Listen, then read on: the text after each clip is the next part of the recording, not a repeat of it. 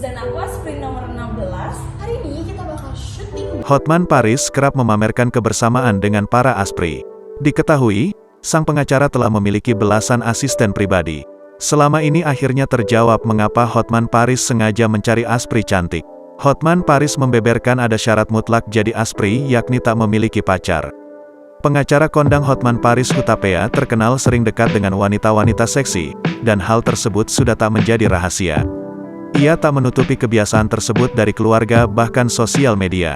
Jika membuka sosial media milik Hotman terutama Instagramnya, pasti dapat dilihat kebersamaannya dengan banyak wanita cantik dan juga sederet selebriti. Selain itu, Hotman memiliki banyak asisten pribadi yang juga memiliki penampilan tak kalah seksi dan pastinya memiliki paras yang menawan. Hotman memang mengakui bahwa ia suka dikelilingi oleh wanita cantik, maka dari itu dirinya terus menambah Aspri untuk mendampinginya.